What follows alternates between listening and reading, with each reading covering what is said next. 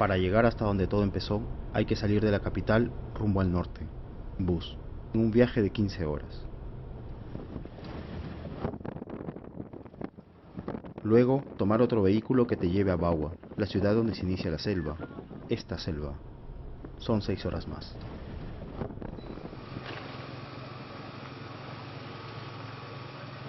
En Bagua hay que alquilar una camioneta, 4x4 si es posible. En otras 3 horas llegarás al puerto de Imacita. Desde ahí es media hora más para llegar a Las Cruces.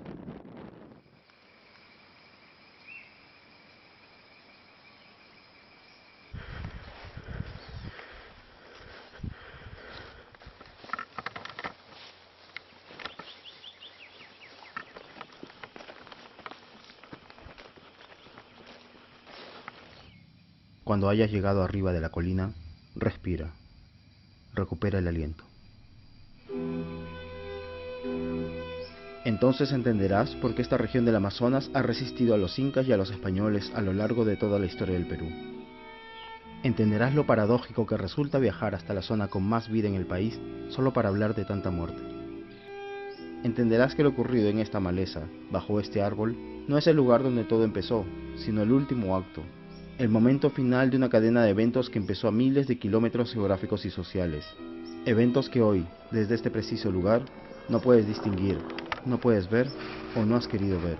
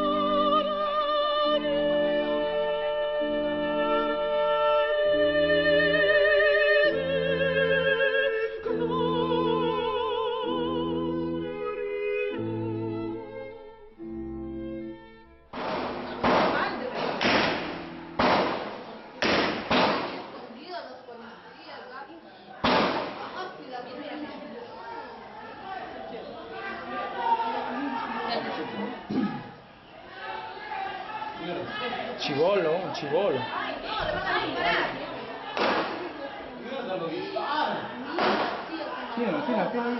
Está filmando.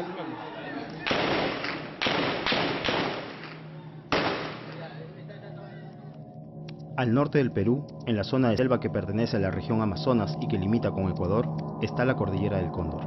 Ahí viven los Aguajún y Huampis, etnias que no se consideran simples comunidades indígenas, sino naciones históricas.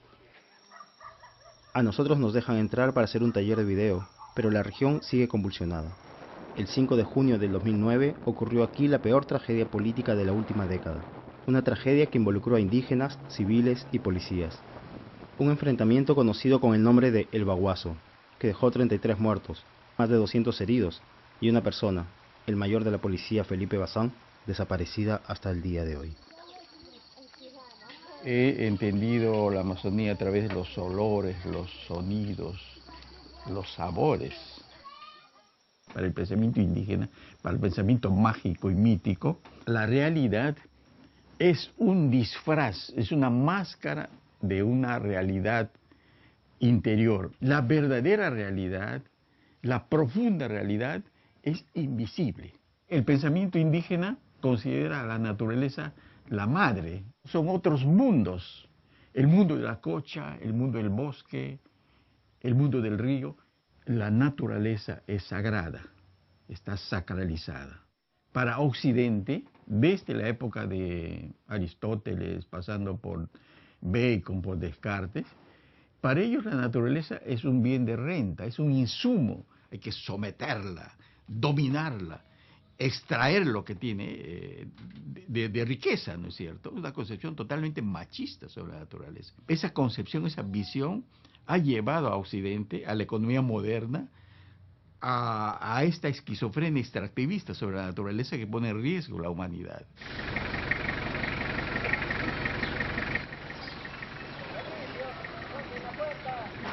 Nosotros exigimos un derecho y la sociedad occidental entiende de otra manera muy diferente. Y entonces eso es el enfrentamiento. Lo que pasa es que en ese momento estos gobernantes, a pesar de que realmente ellos firman el convenio internacional de 169, el convenio de la OIT, no aplican, no conocían, hasta los abogados no conocen acá. Recién de la curva del diablo, ellos entienden y leen qué es el convenio 169 para los pueblos indígenas.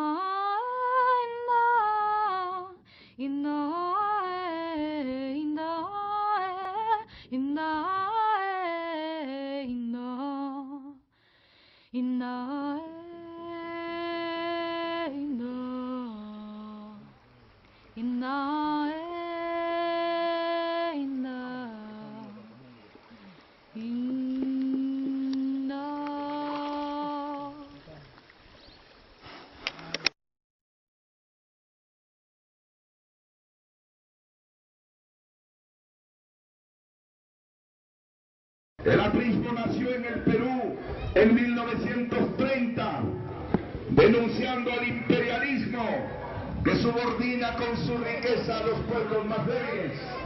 Estos derechistas que piensan en nombre del gran capital, ellos solo creen en el libre mercado, es decir, en la inversión internacional y en la ley del más fuerte, del que tiene dinero. A eso llaman libre mercado. Ellos dicen que cuando venga el capital internacional, el Perú se va a desarrollar. Y yo les respondo, no es cierto.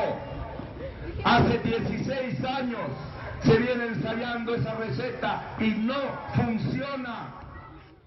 Ladies and gentlemen, the President of the United States, accompanied by the President of the Republic of Peru.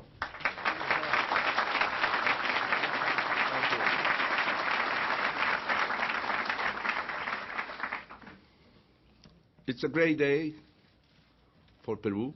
I wish to express my sincere recognition to Your Excellency. Your Excellency, you should be sure, as well as the members of the Congress and the American people, that in Peru this treaty would not exclude the poorest or the Peruvian workers.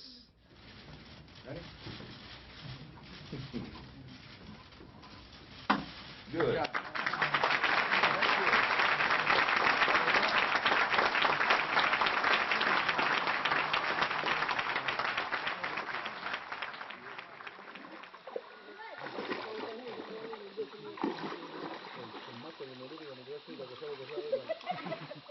Con el ingreso de la minera Afrodita a territorio indígena, empezaron los reclamos, las cartas de los nativos dirigidas al Congreso, al Ministerio de Energía y Minas, a las autoridades de Petroperú. Cartas que rechazaban la exploración y explotación de hidrocarburos en tierras protegidas. Pero el gobierno aprovechó el poder que le dio el TLC con Estados Unidos para aprobar, con ayuda del Congreso, varios decretos legislativos que dejaban los terrenos indígenas a manos del mejor postor.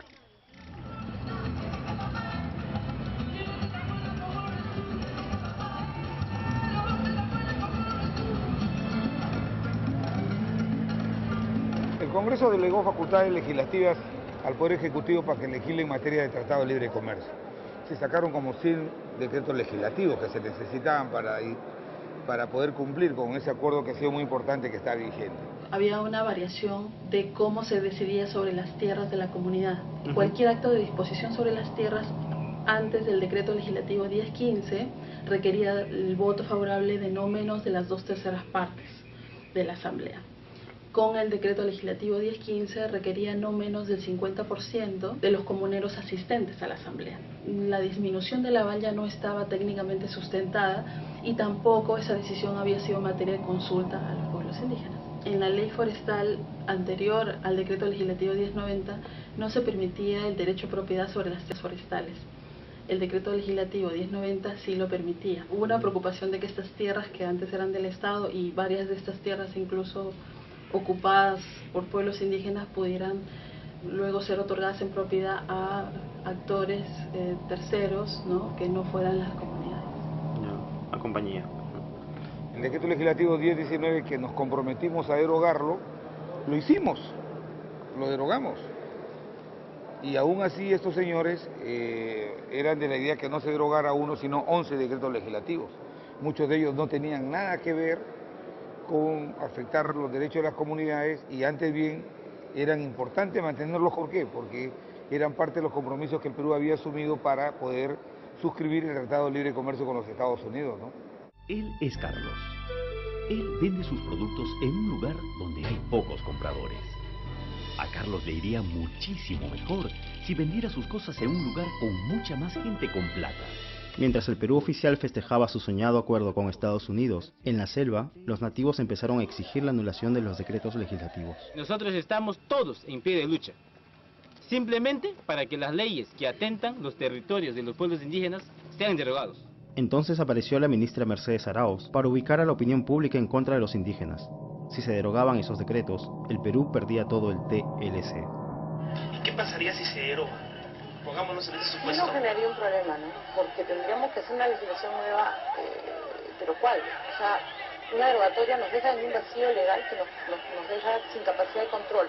Nos podrían llevar a un panel de incumplimiento y decir, ¿y eso qué implicaría? Que podríamos ponernos sanciones, sea comerciales, sea sanciones de otra naturaleza, hasta la declaración de que el tratado no está siendo cumplido. Aumentaron los reclamos, pero el 2007 no había tiempo para protestas. El primer mundo nos llamaba y casi todos nos sentíamos emocionados con ello. The winner is one of the greatest traditions, the pre-Columbian Machu Picchu. Señora ministra, las gracias por estar acá. Algo que acaba de decir una peruana es, nos sentimos felices de ser peruanos. Esto llena de orgullo y aumenta la autoestima de los peruanos. ¿Cómo lo recibe usted? Esa es la clave de esta campaña. La campaña era recobrar nuestra autoestima y saber que somos capaces de estar juntos y unidos para lograr éxitos. Podemos construir un Perú de primer nivel si nosotros seguimos unidos y no nos destruimos con huelgas, con bloqueo de carreteras, si no nos interrumpimos en nuestro desarrollo. Estamos orgullosos de nuestra gente. Estamos orgullosos de ser peruanos. Aquí es posible vivir. Agua, ¿quién tiene agua? Agua, para darle agua. Es lamentable que después de 186 años de la creación de la República del Perú, cada vez con este tipo de actos el gobierno escuche. Realmente es una vergüenza vivir en nuestro país llamado Perú. De pronto, parecía que el tratado comercial más importante para el Perú estaba en peligro por culpa de los nativos. Y la única respuesta oficial que obtuvieron por sus reclamos fue un artículo del presidente Alan García, publicado en el diario El Comercio, titulado El síndrome del perro del hortelano.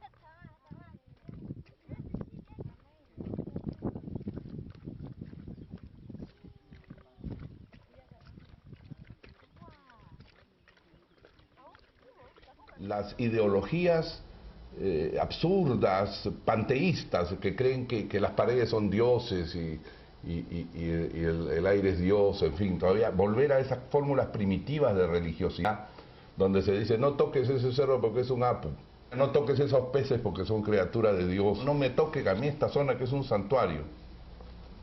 Y uno pregunta, ¿santuario de qué, no? Es un santuario porque ahí están las almas de los antepasados. Oiga, Las almas de los antepasados están en el paraíso seguramente, no están ahí. Yo encuentro como concepto el barrio hortelano deleznable, intelectualmente insostenible, ridículo finalmente. Además, por supuesto, no digamos nada de totalmente contradictorio con los ofrecimientos que lo llevaron a la presidencia, ¿no es cierto? Pero aquí, bueno, la política que ha habido normalmente en todas las elecciones es promete hasta que mete, después de metido, nada prometido. Entonces, el hortelano es, como digo, estúpido, no resiste el menor análisis, el menor escrutinio intelectual. Hay pensamiento conservador que es sólido, fuerte, se puede estar de acuerdo con él o no, pero es respetable, tiene fuerza, tiene consistencia. De esto no, esto es una masa fofa, este es un caso sencillamente de obesidad intelectual, no tiene, es pura fofedad neuronal. Si en esta región existe algún atraso, no es en ideologías o creencias, sino en temas tan prácticos y tangibles como el agua, la salud, el medio ambiente o sacar un DNI.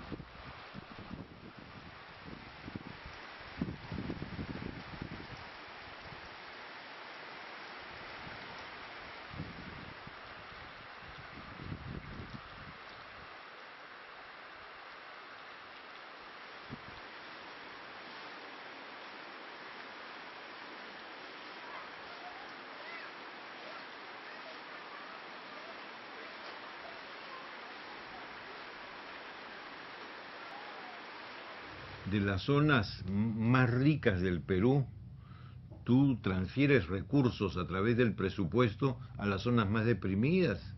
Yo no veo que haya un sentimiento antinativos, no lo veo.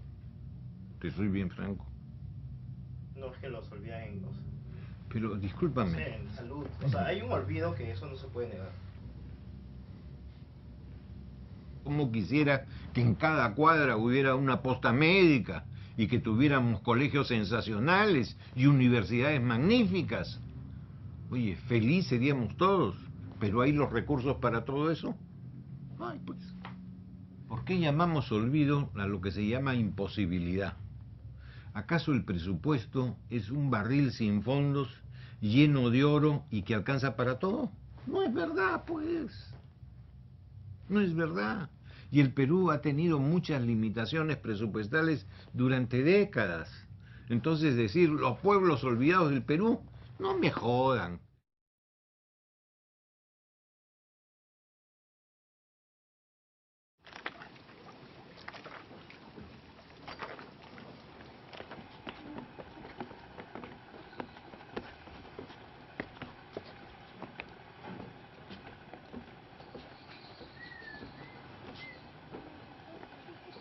Y yo le digo a mi sobrino, ¿por qué te vas a ir? No te vayas, porque cualquier cosa puede suceder. No, tía, nosotros no nos vamos a pelear. Simplemente estoy llevando mi lanza. Con esa lanza, ¿qué voy a hacer yo? Y ese lanza no mata, dice. Si está cerca ahí, sí puedo picar, pero ¿qué? Pues ni siquiera 10 metros se puede botar. No se puede matar, me dijo él. Nosotros vamos a luchar, a hacer paro nomás, paro pacífico, para defender nuestra tierra, nuestra agua, nuestro aire, porque nos han vendido. Yo le decía, de repente nos están engañando, hijo, le decía, no te vayas. No, tía, me dice, si yo regreso a mi comunidad, me van a decir, porque soy cobarde, he regresado, tengo que irme. Veíamos que se ha ido. Daba pena, pues. De todos daba pena, porque con una lancita que se iban, otros apenas lanza que hicieron, feicimito, otros más bonitos, otros así, todos con su lanza. Sí, vamos a luchar, decían. ¿Qué van a luchar con ese metralleta que va a hacer así? ¡Pum, pum, pum, pum, pum! Que a ustedes en un 5 ya les mataron a toditos. Decía, ¿y ustedes con qué van a hacer con la lanza? Decían que no van a pelear. Ya, pues.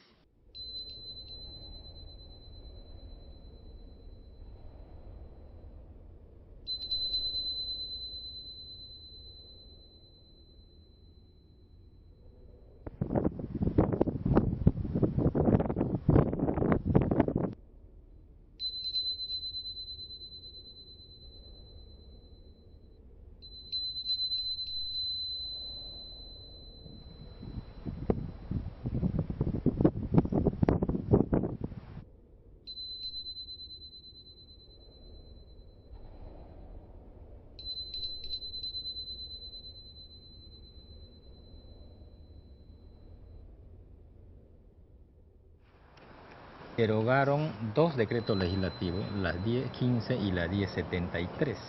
El presidente del Congreso de la República se comprometió a conformar la comisión multipartidaria para evaluar los otros decretos legislativos, 9 decretos legislativos que eran, nosotros considerábamos las más perjudiciales, digamos.